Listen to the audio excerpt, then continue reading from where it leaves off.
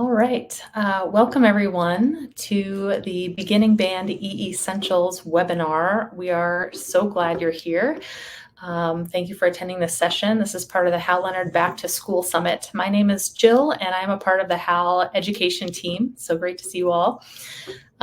Whether you're a first year director or a seasoned director and you're looking to refresh your toolkit, this session is designed to give you some practical and flexible ideas for starting the year strong with your beginning band students. You'll also get a look at the exciting updates to the Essential Elements book series and Essential Elements Interactive and how those resources can help meet the needs of your students. So I'm going to introduce our bios for our esteemed clinicians here this afternoon. The first is Erin Colesteele.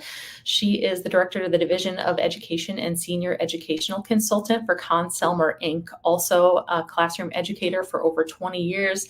And she had a hand in the Essential Elements method book as a contributing editor as well. So she's here with us, and we're also going to welcome Scott Sheehan, nationally recognized advocate for music education, finalist for the 2019 Grammy Music Educator Award, and he's also an educational clinician for Conn-Selmer and Hal Leonard. So we'll get to those two in just a sec.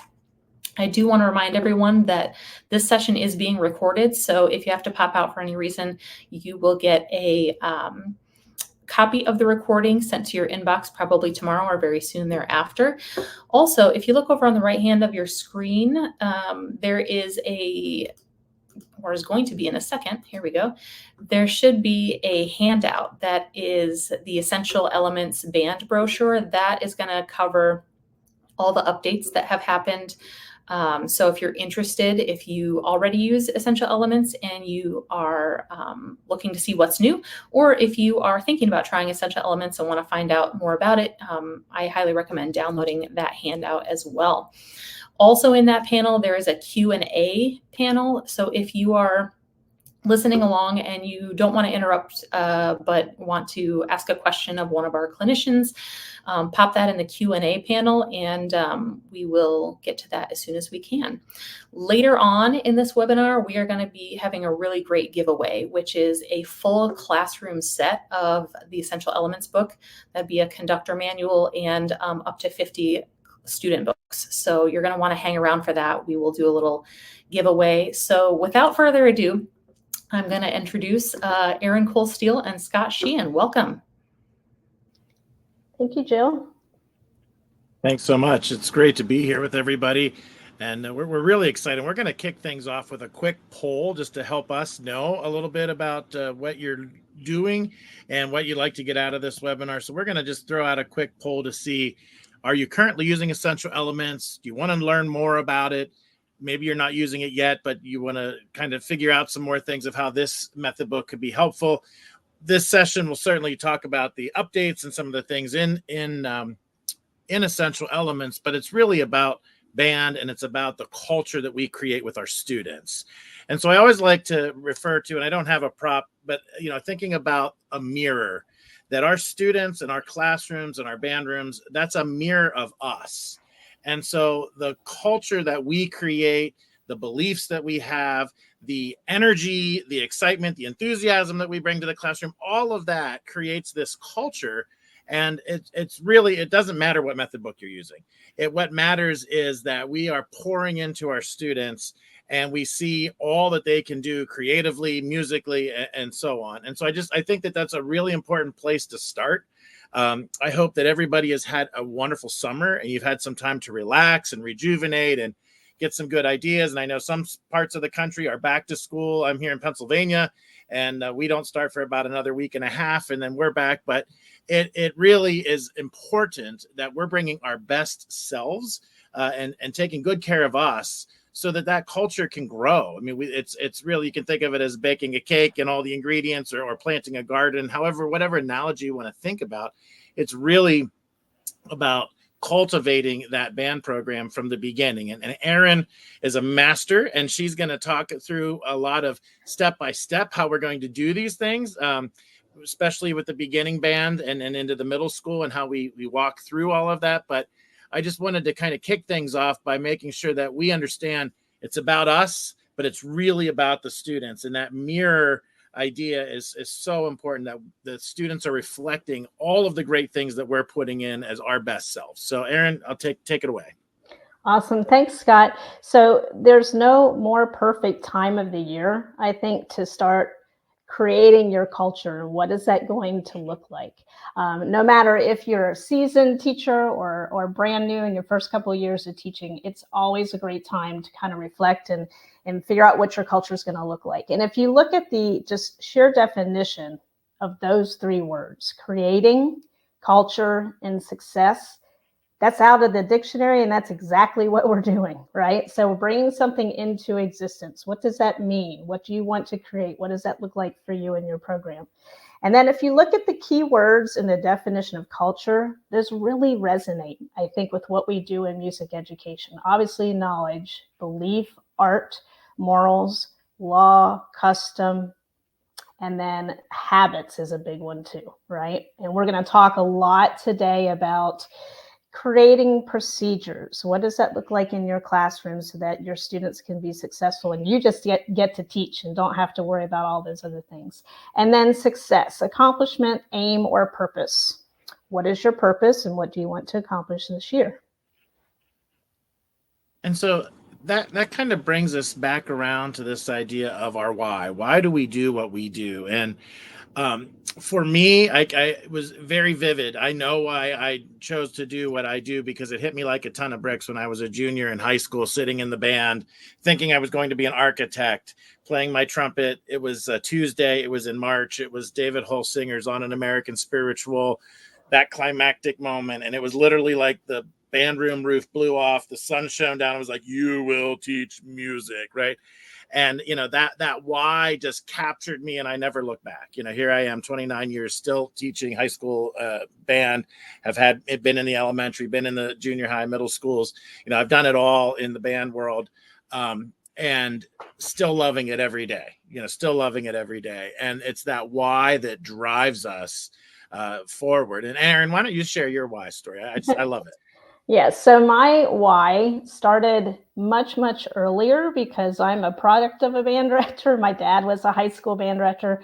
And I think I knew from the time I was able to stand behind him and mimic him conducting that I wanted to be a band director. So I kind of grew up in it, but was passionate about it from the get-go. My grandfather was also a music educator, trumpet player. So it runs in the family.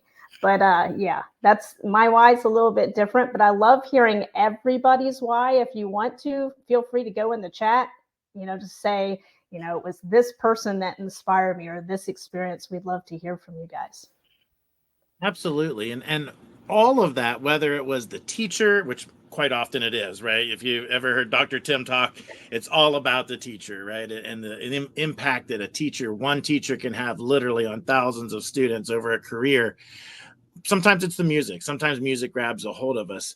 But the thing that we want to talk about in terms of this culture building is that our students are walking into the classroom already with a musical identity. They know so much about music that sometimes we kind of forget or sort of put that over to the side. And I think it's really important that the world that they experience with music coming into our band rooms is able to connect with the things that we're asking them to do as musicians, learning to play a trumpet or a flute or a saxophone, percussion, whatever it may be.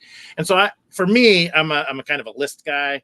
And so it's like the things that they know. What do they already know when they're walking into the room, and what can they already do? Because I think there's a lot, and we'll talk about this in a little more detail later, but I think there's a lot of fundamental skills that we ask students to do. Think of breathing technique or steady beat, those sorts of fundamental skills that are really transfer skills. They know an awful lot about breathing. They already know an awful lot about steady beat because they're interacting with music all the time, everywhere. And so this musical identity that they walk in with is really, really important to recognize, which kind of ties into cultural responsiveness, that if we're thinking about the culture of our band room, well, the students are also coming in with all kinds of other identities of their family. And that we could go to the next slide here, because they already have this idea of who they are with their friends, their family, their community. They're interacting with music all the time and have had experiences probably since the time they were infants, all the way until they're, fourth, fifth, sixth grade, ready to join the band. And so I think one of the questions we have to ask ourselves is there an alignment between the preferences that the students have and the experiences that they've already had, and kind of what's already going on in their mind when they walk into our classroom, and we're going to give them that first instrument and say, okay, you're going to sit this way and you're going to hold it this way and you're going to take a breath and do this with your mouth and this is your face, and all of those things. I think that we can do this intentionally and be able to connect the experiences that they've already had in a really meaningful way, rather than trying to keep the band room as a separate culture from all the other ways that students are musical outside of our band rooms. Absolutely. And one key word, I'm going to go back to that slide that you have in there besides culture, is community. And it's all about building community. And we're going to talk about that right now, but community within where you live, but community within your school, your administration. So I think the first thing that we have to be aware of is your actual community that you're serving. Okay, so what performances or events might be popular in your community? How can you get out there and get your program visible so it's actually a part of the fabric of that community? What style of music? Is it mariachi? Is it jazz? Really taking the time to get to know where you're teaching. What are maybe the economic constraints you might have? So, especially if you're a new teacher, and can plan for that as far as having instruments available or books or any other kind of resources. And then I think no matter where you teach, you always have to be educating the administration, your parents, and students on the value of music education in your community. And a lot of times, your students' parents maybe were not fortunate enough to be part of a band. And so they may not know all the benefits that come with being a member of a band program. So just educating your community is important. And then getting to know that core group of band parents that that you can count on, because that is your community too. I can tell you that where I taught, we weren't allowed to have like official organized band boosters for middle school. But boy, I had my core group of band parents that I knew if I needed anything, they were my go-tos, whether it be for fundraisers or, altering uniforms, you name it, they were there. So that's an important part of your community as well. And then everything we're going to talk about today really centers around building those relationships with every stakeholder involved. Okay. And I think part of that is longevity in the area where you're teaching. And I always say this, but to me, the grass is never greener. It's just a different shade. It's a different set of maybe problems that you encounter, but being there long enough to actually create that culture or tradition of excellence, and then being genuine. Those people out there that have taught for a long time know that, man, middle school kids, they can read you like a book and they can tell whether or not you are genuine and you really care about them. But if they know that, you've got them right here. Okay. So if they know you care, then they're going to care. There's the buy-in, and then comes the success. Scott, you want to add anything to all of that? Yeah, I totally agree with that in all ways. And I think that's part of how we set this presentation up, just for those of you.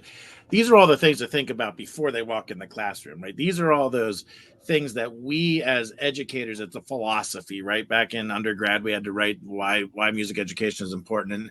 And these traditions that you want to create are so key. And I'll never forget my first year of teaching.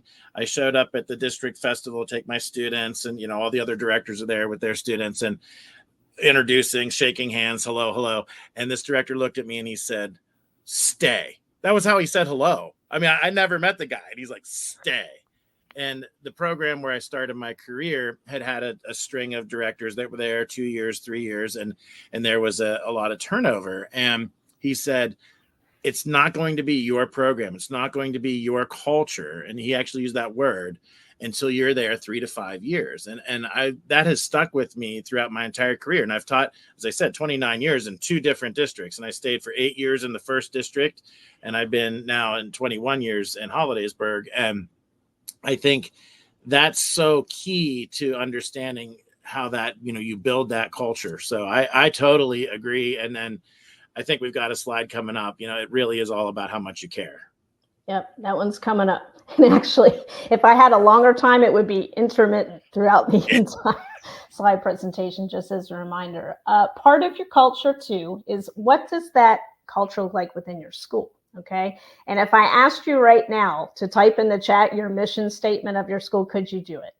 That's tough, right? Especially when you might have a revolving door of a new principal every couple of years. I can say that where I taught my whole career, that was the case. I had 10 different principals.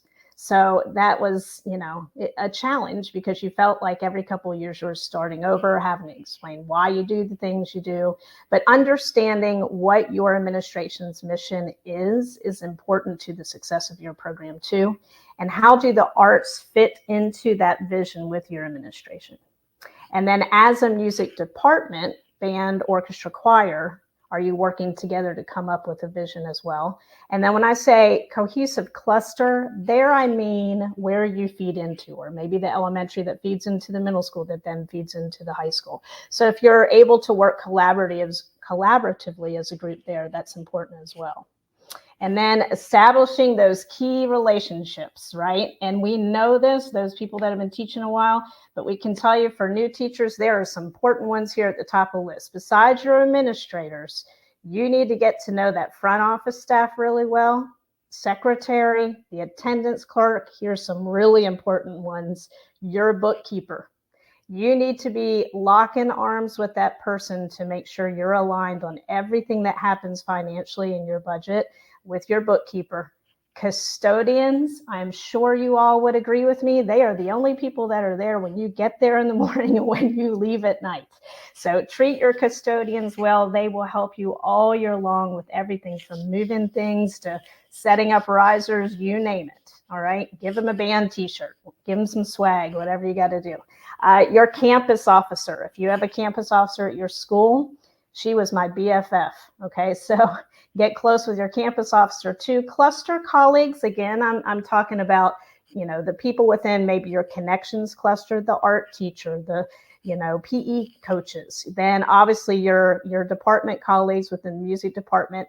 And then here's a challenge for you. Break out of your bubble and get to know the other teachers in your school, specifically the academic teachers. That I'll admit this, Scott, I was not good at that my first couple of years. I just stayed in my bubble in my happy place and was trying to survive my first couple of years of teaching. But then I realized getting out and learning from your academic teachers too. I mean, there's some fabulous teachers in your school that you didn't even know were there maybe. And then in addition, there are going to be times where you're going to ask for a favor and you want to pull out some students for a rehearsal, whatever. The first time you meet them shouldn't be when you're going to ask for a favor. So I challenge you, to break out of that bubble a bit. Scott, anything on those? Well, everything you said is just so important that it's an ecosystem in your school. And I think the more we see ourselves as part of a bigger whole, it makes it more interconnected. And yes, I understand time is of the essence, and we have so many responsibilities as music educators, as band directors, just within our own department and our own programs. But it's just so important that you continue to reach out and connect and go to a sporting event, show up at a play or a musical or a dance production or something like that. Just showing your support goes so far, and feed them. I always say, anytime we have a, dinner or whatever it is, something extra goes right to the custodians, or we'll plan for it. Okay, we're getting pizza, get an extra pizza for the custodians because they're going to be helping us clean up after we're done tonight. All those things go so far to just pay it forward a little bit. Absolutely. And, just to piggyback on that too, going to sporting events or the orchestra concert, a chorus concert, that besides building that relationship with those teachers, students notice that too. All right. And that can go a long way with building that relationship with your students. All right, and the structure of your classes within your building. This could be a hot button topic. Been there, I understand. So being proactive, I think, on the scheduling front is key, and understanding what's coming, right? You don't want to be surprised when you get to pre-planning, start of the school year, when the bomb drops that you have a different schedule and you're not going to be able to see your students as often as you thought. So just make sure you're being proactive with that. Maybe offer to be part, if there's a scheduling committee at your school, offer to have a hand in doing some of that scheduling. While it's time consuming, I think the benefits outweigh the negatives there. So you're not caught off guard, and always be an advocate for your program and what's going to work best for your students. Don't be shy. Okay, just make sure you're communicating that in a way, in my opinion, that really speaks to what's best for your students. Okay, don't make it about you, make it about what's going to serve your students the best. All right, it is also that time of the year to be thinking about your band handbook. And while, I have all these things listed of what you want to include in your band handbook, I think it's every single year I always go and tweak every little thing just a little bit. I could never just copy and paste the next year. I went through and just tried to make it a bit more relevant or user-friendly or whatever I needed to do. Those of you that might be new teachers, this is something that I feel like is important to set the tone at the beginning of the school year for your students with expectations, but also parents, especially with the concert calendar, all those things laid out up front from the very beginning of the school year. And I do have a little tip too for new teachers. Find people within your district that have been teaching for a while and see if they're willing to share their band handbook with you, just so you can get some ideas of what other people do. Scott, do you want to add anything about handbooks? I think handbooks are phenomenal. We've done that, my entire career. I think that expectations are so important, and I include procedures, how the students are expected to come into the room, how they expected to take care of their instruments, expected to take care of their band walkers, and all those things are in there, because I think if they know what to expect and they understand what you want them to do, then there's a whole lot less, I'll call, classroom management discipline sorts of things down the road, because that's all spelled out up front. And I always take time to talk through all of that with the students, even at the high school level, but definitely at the beginning level, so they know how they come in the room and all that. And I think we'll get to some more of that in a couple of minutes. But yeah, the handbook is just important. And for those that are out there, throw it in ChatGPT, right? Throw it in AI. And what are the 10 key elements of a band handbook, and I guarantee you'll get some new ideas too. I'm with Erin. I'm always tweaking. I'm always reading. But ChatGPT or one of those AI bots are going to bring in other people's ideas and go, oh, that's a really good one. I hadn't thought of that. So another way to stay fresh. Yep. Which is a perfect segue. Thanks, Scott, for saying that. So typically what I do is the very first day, we start with the band handbook to lay out those expectations on every front. Everything's in that band handbook. And then we immediately start talking about classroom routines. And if you're talking specifically about beginners, this is imperative that you do this right out the gate, from the get-go, to make sure there's no questioning. And then whatever that's going to look like for you, you're sticking to it. Right? So for classroom routines, I think there's a few key elements. So we're going to talk about all of these. Creating a positive learning environment, having the room set up and neat before the students arrive, because that sets the tone, right? And you're going to actually see a picture of that here in just a minute. Greet students as they enter the room. Stand at the door. And if there's more than one of you, maybe one of you's at the storage room entrance or the front of the room, one of you's at the door. But be very clear and consistent about what that looks like. Be very, very specific about, here's how I would like for you to enter the room. And it's going to be that same way every single day. You might want to even consider having music playing as the students in a room. With my students, there's always music playing the pieces that we're working on that day. That's playing. And because of the way our classes are staggered when they dismiss, there's a good 11 minutes there for transition time. So they're coming in all at different times. With that music playing, they can get unpacked. They can be doing the fingerings and tizzling or air playing along, so they're not just sitting there and wanting to talk. So something you can consider. And today you're going to hear a lot of ideas, right? And it's just some things that have worked for me and Scott, and you can just pick and choose what you could pull from this presentation. And then being very specific about when and how to unpack. I do that differently with my beginners than I do 7th and 8th graders. So for my beginners, I don't let them just unpack on their own. Okay, for the whole first half of the year, they're not doing that.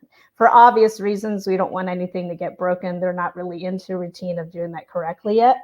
So just think about what you want that to look like. And then pacing, we're going to talk about pacing your rehearsals, having a rehearsal plan for each day, and then being open to tweaking it as you go. You know, figure out what works and doesn't work. And that could be within the school year or at the end of the school year going, you know, next year I think I want to incorporate something new. We're going to try this. But whatever that looks like, have a system and then communicate that to your students.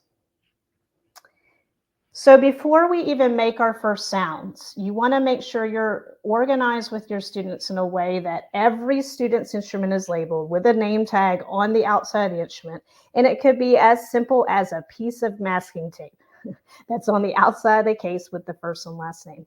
But even the method book, make sure with a Sharpie, their names are on the outside of the method book. A lot of students will say, well, I have my name on the inside. Well, when you leave it in the band room or in PE or wherever, and the names are not on the outside of it, you're probably not going to get it back. Same thing with your folder. Have a process for instrument storage, what that's going to look like, where's their instrument supposed to go. It could be labeled on every cubby, whatever that's going to look like for you. Have a routine for coming in and out of the band room, but also the storage room. For us, because we had so many students, we had to stagger that. So we had to figure out, okay, when were the woodwinds going to get their instruments versus the brass? So figure that piece out as well, where to place the instrument, and then what is your plan for the day, and have that on the board when the students come in. And Scott, please feel free to chime in. Yeah, you're right on the money. All this laying out the expectations. Keep going. All right. And then entering the room expectations.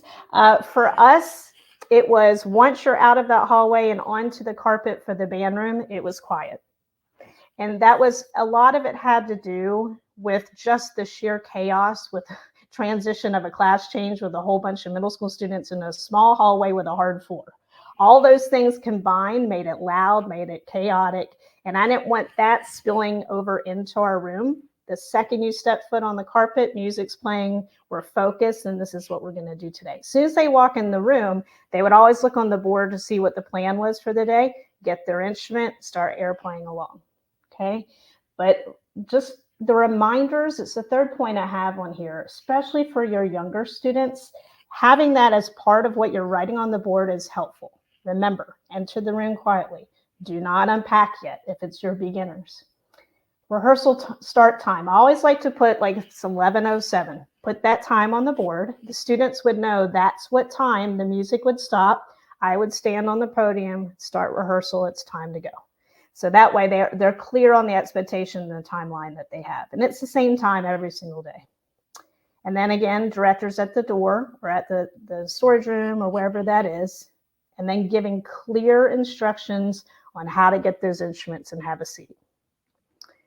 So this is a picture of our band room and how it's organized for every single class, every single day they walk in the room. You'll notice chairs and stands are nice and neat. And I actually have appointed students within our class that help with that every day. Okay, so there's a couple students that stay to help at the end of class, come in at the beginning of class. As soon as those students cross paths, the other ones take over and make sure everything's organized. I have people that are the name tag passer outers, and we use those name tags, which simply is just a piece of paper folded in half like you see with an honor band or an all-state band. We use those name tags with every class all year long for several reasons. One, with our beginners, it helps us learn their names. Two, it helps with classroom management, because if you have two students, let's say, that are talking, next day they come in, those name tags aren't going to be in the same seats. You don't have to say a word. They know exactly why their name tag is not in that spot. Done. Okay. So it's something that feel free to steal it. It works for us. Then you'll see It's a picture of some students with their name tags, stickers. So with our beginners and with their essential elements books, when they do their playing test, if they get 100 on a playing test, they get a sticker. That sticker, I mean, you guys know if you use stickers, it's like you handed them $100. It means the world to them. They put it on their name tag. Quickly, that piece of paper becomes their badge of honor. So much so that by the end of their 6th grade year, they're like, can I keep my name tag? So at the end of the year, it's like a souvenir for them, only because they were able to rack up all these stickers for their playing tests. So something that you can make kind of fun and cool for the students that really doesn't cost much money at all. I want to jump in here real quick, Erin. Sure. All of these procedures, these expectations we're laying out, it's the way, the old quote, the way you do anything is the way you do everything, right? And we always hear that from our good buddy Dr. Tim. But it's so true that if you put the thought and care into all of these details, and it really is a detail. And I would recommend, if you're a new teacher, a young teacher, write it out. Step 1, what happens when they show up? Do they walk in the room? So kind of everything Erin's laying out, tons of ideas here for us. But just remember that if any one of these pieces of the process, I guess you could think of, getting ready to play, if any one of these pieces isn't covered, or there isn't an expectation for the students, they're going to fill in the blank with how they want to do it. And so that can lead to chaos. That can lead to, all kinds of crazy things. Whereas if they understand why you want them to do these things, and what the purpose is behind them, every one of these things keeps leading to that traditions of success and excellence that we're trying to get to, because, the title of this thing, it's essential, right? Every one of these pieces of the puzzle are essential, and the way we do each one of them matters. So I just kind of want to point that out, especially for young directors who think, wow, I never thought of half of this stuff, of how they put their instrument together, opened their case. It all matters. Back to you. And just know that, like Scott was saying, they will find those loopholes, but just trust that I've taught so many years that I've learned from them. So all these ways that they find, to kind of break the system a little bit, we put other guardrails in place to make sure that they're on the right track. So this is many, many years of tweaking and then finding a system that worked for us. Just a little bit too about kind of how our band program was set up. We had anywhere between 400 and 450 students, 6th through 8th grade in my band program. And that was about 200 6th graders, beginners, split into 2 classes. So it was a lot of students, hence needing to have a very specific outline, procedural way of doing every single thing, from how we come in the room, which this slide shows how we unpack, when do we unpack, because the sheer numbers of students, right, that we're trying to get in and out of the classroom. So getting to the why behind it is coming up in a minute, because that, like Scott said, is key to the buy-in in this working for you.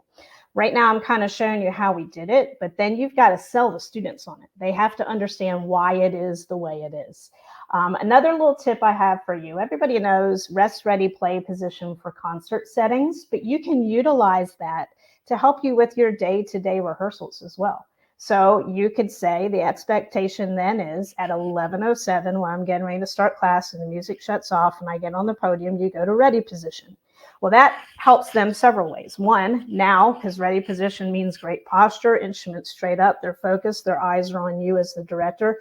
That sets the tone for starting a rehearsal, right? And getting them focused. And then always addressing the class in a normal speaking voice, not talking over them. You don't ever want to start that, because I can tell you, they're going to win and you're going to lose your voice. And then you're going to have one of those headsets, just be able to talk at the same level voice I'm speaking right now. And then again, I can't drive this home enough. Inform the students of what your rehearsal plan is for that day. Here's what we want to accomplish. I've allowed this much time for warm up today. You could even put the times beside. Now we know, right? We have to be flexible, because it could be you have in your head and it's on the board and that class comes in and you're going to do this and then a fire drill happens. And you've got to, on a dime, switch like that and be able to alter whatever was on the board and just kind of go with the flow, right? And then reminding them not to talk during rehearsal. But again, explain the why behind it. We can't have all of you talking at the end of rehearsal or as soon as I cut off, because we will not accomplish much. You will not be ready for your concert. You know, all the whys, so they understand and the buy-in is there. Playing out a turn is not acceptable. But again, explain the why. Eyes on the director when he or she is speaking. When they do it well, especially with your beginners, praise them. Tell them, that's exactly what I want you to do. That was awesome. Here's why that's going to benefit us. And that's part of the why too. Because you did this well, we're now going to get to, you know, be able to play this piece next, whatever that is. But positive reinforcement helps with the motivation in the procedures. And I don't like to call it classroom management. I like to call it classroom routines, because I feel like with this age group, if you're setting up routines for them to be successful, you're not managing anything. Then it just becomes automatic pilot, right? So then director pacing. Well, it's middle school. So we know that's a moving target all the time, right? You've got to be on your toes and you got to be able to read the room just like that. So plan the rehearsal for each day and then give feedback immediately. As soon as you cut off, you got to be ready to give them, to assess it, to give them the feedback of what they played and move on. And I always say this to my student teachers, don't talk too much. Don't yap up there, because guess what? You're going to lose them. The attention span is just not there. You've got to be smart and be concise about whatever feedback you're giving them. Benefits of tizzling. Some people call it sizzling, same thing, but it's a way to keep your students active. Even if you're listening to, let's say, you know, I want to hear the brass play this. Hey, woodwinds, I want you to tizzle along. I should hear you air playing along while they're doing it so I can hear you next. Always incorporate the percussion as much as you can. Don't let them stay idle in the back. Just find ways to bring them in. Let me hear brass this time. Percussion, I want you to play along. Woodwinds, I want to hear you with the mallet percussion. So keep them engaged as well. And then modeling. I feel like, especially with young band students, modeling is so key to them hearing great tone quality every single day. And that may not mean that you're playing all the instruments all the time. If you're not as strong on one particular instrument as you are on another, what you want to model is what you want them to sound like, okay? So just make sure that you're modeling something that you feel comfortable to produce great tone quality for them. But I think it really does help them mature faster in their own tone quality if that's what they're hearing on a daily basis. And then with beginners, I love taking volunteers. And you guys know this too. They don't care. Beginners, they'll all play. Whether they're ready to play or not, they'll put their hands up, which is awesome. And that's why I love teaching beginning band. So it could be on the simplest thing. It could be a book line. It could be a scale. But always allow time for them to play individually, because you get the opportunity to hear them by themselves. Plus, promotes self-confidence, keeps them motivated. Then have a procedure for packing up as well. Just like you did for how you unpack, how you enter the room, be very clear about that. Give them some homework, practice tips for that night, what you want to accomplish the next day. And then the keys to success for all of this: clear instructions, reminders all the time, balance between routine and variety, high expectations, and the commitment from you, but then explaining the why so that they buy into everything that you're doing, because it's what's best for them and their success in the program. And then you'll notice quickly that routine and those classroom procedures will become habit, and it just starts running itself every single day as long as you stick to it. All right, so now that going into having those effective rehearsals every single day, I think it's a collaborative atmosphere. We talked about that. Please and thank you should be part of your vocabulary. I think that respect that you show them helps with that buy-in of what you're expecting from them, and then understanding the pacing, which we talked about just a little bit ago. Scott, I'll throw it to you. Yeah, thanks. So important that you think through all of that. And so what I want to do with this, and Erin can just kind of scroll through this. We don't have time to break down every one of these things, but I think of our rehearsal strategies as a bag of tricks, because how you reach one student may not work for every student in the classroom. We know students learn differently. And so having a whole series of various bag of tricks, as I say here. So what's your favorite? So if you in the chat can put in, your favorite bag, your favorite rehearsal strategy, your favorite, so tizzling, sizzling, that, I do a lot of chunking, working backwards. So the students know this is the sound we want at the end of the line or the end of the exercise. So how do we work to get to that? So if you could put in the chat what your favorite bag of tricks or what your favorite teaching technique is, that would be phenomenal. I see Jill is back. Yeah, while folks are typing that out, we have a question from the Q&A. And the question, a great one, is when you take volunteers, do you provide feedback for the individual students or just have them play? And if a student volunteers but doesn't play something well, what do you say to them? Always give feedback, right? I think that's kind of the whole point of it.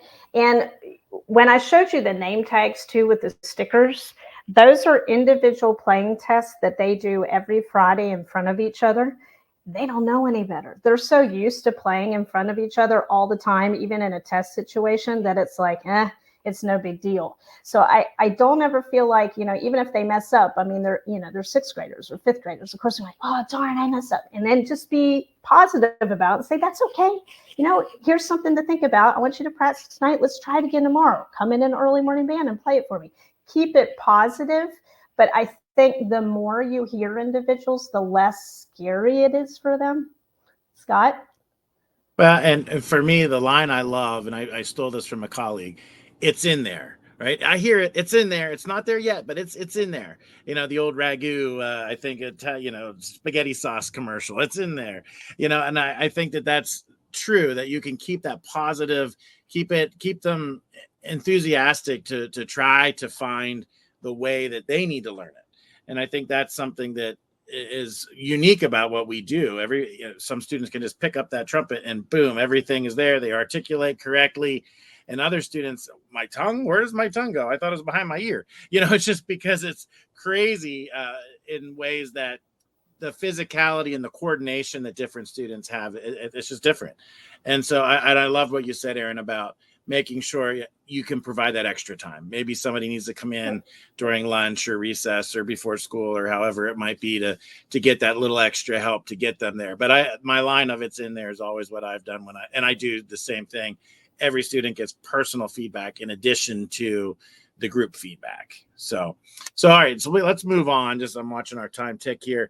That variety of rehearsal techniques, yes, hopefully you all filled the chat, because I'm sure you have techniques that we don't have on here or can't fill. So if we move on to the next slide.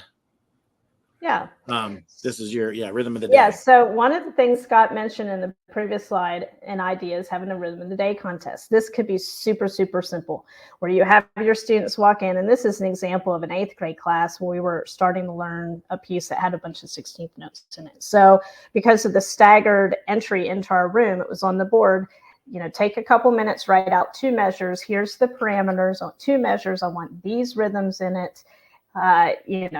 Write it on this staff paper that's in your folder, and then I just come around and I'll choose somebody's and I'll write it on the board as students are coming in, and that's going to be part of our warm-up. So it really doesn't take much time at all, but that helps with them creating. They're writing something, they're creating music, we play it as a group, so there's a sense of, oh my gosh, she chose mine today. Then you're working on sight reading too. I mean, it checks so many boxes, just that simple thing. Absolutely.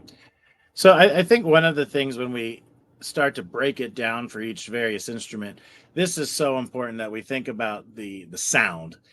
For me, it's all about the sound that the students are creating. And I would rather spend more time making sure embouchure is set, making sure the posture is there, the breathing is in place, and the air is moving in the way that it's not stopping behind the tongue for each note, all those different things that we have to watch for, because tone, to me, if they can produce a good sound, we can get fingers to move. It's really about making sure that the fundamental characteristic tone for their instrument is there at the beginning. Then for me, it's moving into the technique, the various scales, patterns, all of those sorts of things, getting it faster coordination, using the rhythm of the day for articulation patterns, those sorts of things, slur two, tongue two, all those things. And even if they're only learning 2 notes, 3 notes, early on in the book, you can have them go back and forth between notes that maybe isn't a specific exercise in the book, but they're just getting that dexterity and getting more and more comfortable, and then say, oh, you've already done this. Now check out line number 8 in the book. And then I think for us as the teachers, and the book does a great job of knowing those really specific skills for each instrument, making sure that we understand for clarinet, the alternate pinkies and alternating their pinkies and all those little tricks that we learned in undergrad that if it's not your major instrument, you might want to brush up on a little bit. And I just really think that it's important that we as the teacher spend the time to make sure that your secondary instruments are strong, that, as Erin was saying, you can model, but also that you can teach and that you're giving them the best information. And this slide, talking a little bit further into breaking these things down in the sense that these foundational skills that the students should already have, whether it's from elementary general music classroom, maybe they do community music in some way, or even just at home. There's a whole list of things that the students are already familiar with. Maybe they play a sport, maybe they're a dancer, so they already have a sense of posture, they already have a sense of using their hands for other things, that we just turn this into their musical hands or their musical mouth or whatever it would be on the physical side. And I think that's something that another great question to ask yourself or ask the students: what part of your body do you need to move in order to create the sound or the skill that we're trying to accomplish? Is it your tongue? Is it your lips and your mouth? Is it your lungs and your diaphragm? And you might be expanding vocabulary, like what's a diaphragm and how does that work? And all of those sorts of things that they can understand. It's a physical elements that have to move, and then and so on. So just kind of buzzing along here, these myths that I have: you don't have to follow the book, everybody doesn't have to be on the same page at the same time. Young musicians can be incredibly expressive, incredibly creative. As I said, they're coming in with a musical identity, and it's just so important that we recognize they can already do so many things. And so I think that's important that we just see that list as, we don't even need to do this stuff. Just believe in the students and ask them, give them the opportunity to show you what they can do, whether that's in the book. And I think that might be coming up now to what's new in the book. Oh, almost. Okay, we're almost there. Yeah, so this one got cut off. I don't know. It's kind of weird. But I do a session that's called Hiding the Vegetables, which is really kind of what Scott was just talking about, where we want them to get their veggies every single day and the fundamentals that we teach. But you have to be creative in how you do that, right? So changing it up. And I have these different vegetables. So today we're going to do breathing. The next day we might incorporate a little bit of balloons or buzzing, long tones, scales, just all the things that you want to use in those fundamentals in the warm up. But find ways to make it fresh and new, so they're not going on automatic pilot and getting bored and going through the motions, right? So incorporating all these things to keep it fresh and new. Speaking of fresh and new, so all right, yeah, there's a lot of new things with EE. I'll let you go, Scott. All right. Well, and we'll cover this pretty quickly because I know it's a lot of this is in the brochure that you got as the takeaway. But so a lot of cool updates. Things are in color. How nice is that? After 20 some years, we can update and see some things in color. This is probably one of the biggest new pieces. There are over 250 instructional videos, over 50 just for percussion. And this is phenomenal. We were asked, Erin did the flute, I did the trumpet, and a variety of folks did the different instruments. But these videos, we were asked to find the pinch points in the book. Where are the moments where students who are home practicing might find something a little tricky? And could there be a 90-second, 60-second video on how to break that specific skill down so that a student could just have that extra pointer from a teacher right there and then, maybe in their living room or potentially with a class. You could show these videos in school too, and then students could refer to it when they're practicing at home. But there are, I'm going to say, somewhere between 10 and 20 videos for each of the instruments, and then over 50 just for percussion. So you'll see the little video sign, the little play button on there. So that's going to be a really great thing. And then this is the other really, really cool thing with the update. On the interactive EEI, the interactive, when you log into the book with your code, you're going to have access. Right now, I think there's over 50 songs that are, maybe it's 25, but there are a lot of songs that students can see that are maybe a little more culturally relevant to them today. So once they learn those 4 or 5 skills, they've got 4 or 5 notes going, they can play quarter notes, eighth notes. Now they can go in and see, oh, I could play Despacito, or I could play a more popular song that might be a little more relevant to them. And the beauty of this with the bonus songs is that this can be evergreen because it's online. As something new comes along, it's the latest fad on TikTok and everybody's raving, oh my gosh, this is so cool. This is why, the power of Hal Leonard with all the publishing and everything and copyright, they're able to go in and provide a simplified version for students to be able to play. And hey, mom, listen to this. It's just like Beyonce or whomever, you can, it's so cool that this content is now online and can be continually updated over and over. So this is another wonderful thing that it corresponds with the skills as students are going. So dotted rhythms come into play.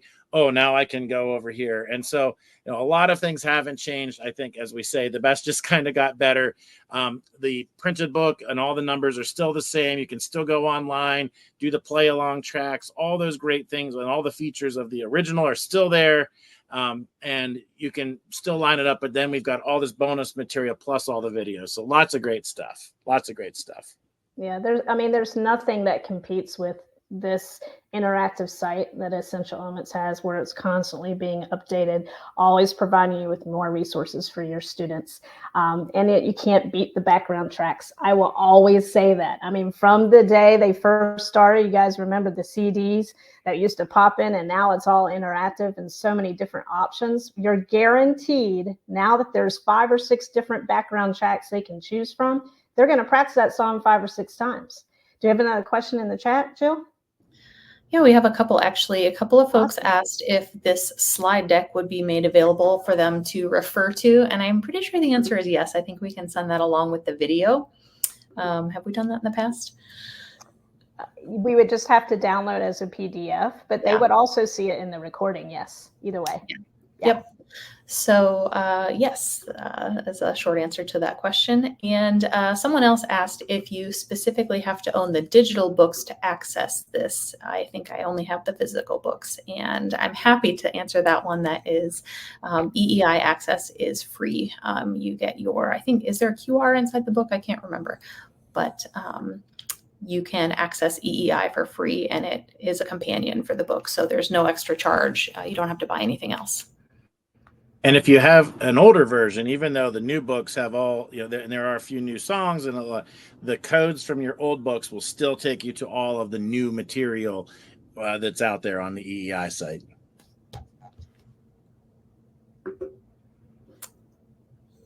Okay, and also, as the director, is there a teacher code that we may use that is different from the code in the student books, or should we just use one of our students' code to look online at what new features there are? Scott, I think you just answered that. I think. Yeah, you can use a student code and be able to see that. But the teacher books, if you have a teacher manual, that'll take you to all the materials as well. So I think either way, you're okay to see everything that's there. Okay, unless there's anything else burning, I can put the giveaway up. Yeah. And this is for a classroom set. In case you missed the announcement at the beginning, you can sign up here to win a classroom set of the new Essential Elements. That includes a teacher's manual and up to 50 books for students. So I'm going to push that out, and let's see, should be now up. Can everybody see that? If you just click over there, and you can enter to win that classroom set of the new EE books.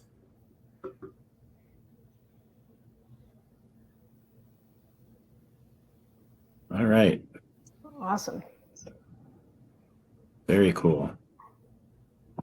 Are we good to continue? Are there more questions in the chat we want to field at this point? Let's see. Can the teacher book access the pop song sheet music? Yes. Bonus songs, yes. Okay. And Matt is here, who has a very heavy hand in the EE books, and he said EEI is accessed with a unique 16-digit code printed on page 1 of every book. So that's for FYI for everybody who was asking about those. And Tracy asks, is copyright okay for the bonus music in concerts? I believe so. Yeah. So. Hal Leonard takes care of all of the copyright licensing and so on to use for your performance. And that is all that's in QA right now. Awesome. You want to finish up real quick here, Scott? Keep going? Yeah. So yeah, we've got 5 minutes, Erin. So we've got another hour's worth of content. But I knew that when you get both of us going about all these different things. But I'll just wrap up my thoughts with procedures, expectations. It's so important. And I think we've outlined a lot of great ideas for you today. And there's so much to explore on the EEI site too, So Erin, you want to kind of take us on to the next piece here as we wrap up? Sure. Yeah. So I'm just going to kind of get to the end here, but this is important. And I said we would circle back with this, but everything we're talking about today and creating your culture and what that looks like in your program, it's all about building those relationships. It's about building relationships with your students, with other people within your school, teachers, administration, with your community. So every piece of that, in our opinion, is very important, but it all comes back to you, right? And students join your program because of you, and they stay in your program because of you. So the whole recruitment and retention piece, that all comes back to you.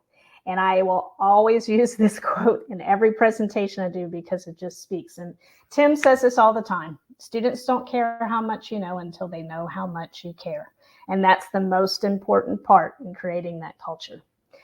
So to me, these are the pieces that are characteristics of a successful program. When I think about when I was a young teacher, I was trying to, model the program I was building after others. And these are the key components. Parents want their child to be part of the program.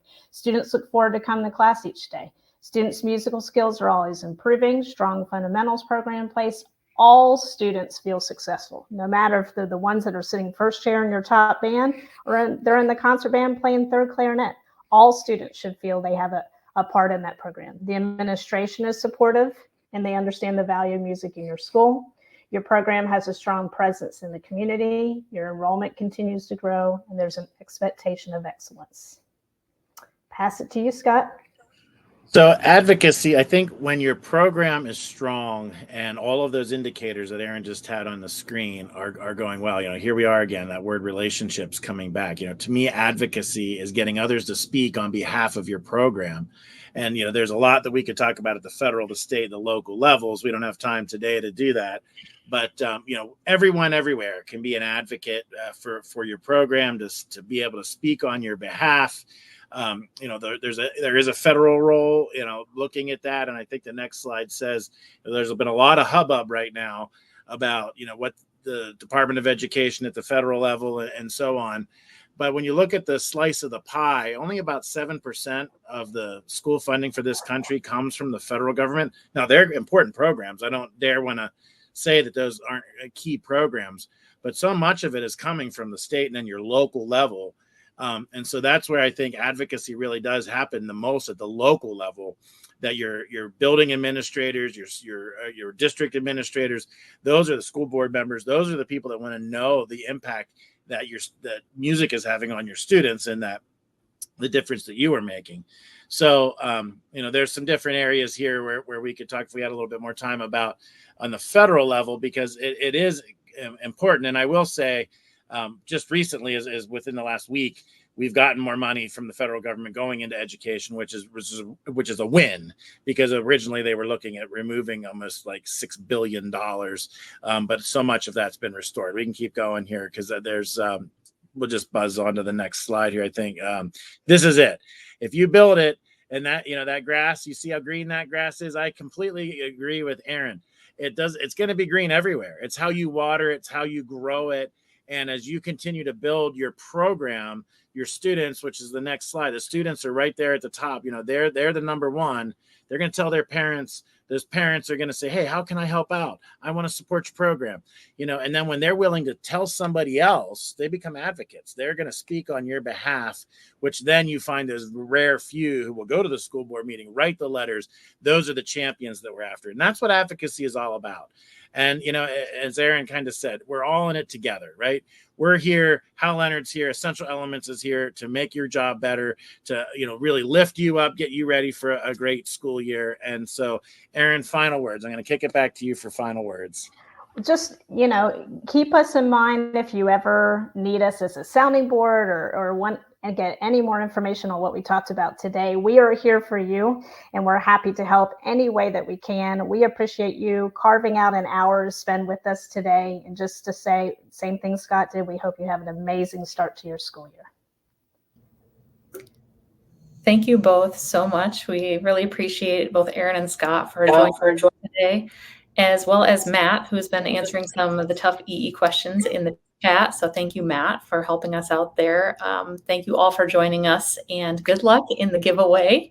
We can't wait to announce a winner. So check your email inbox this week for a recording of this session if you want to refer back. We appreciate you for joining us, and we wish you a very happy start to your school year.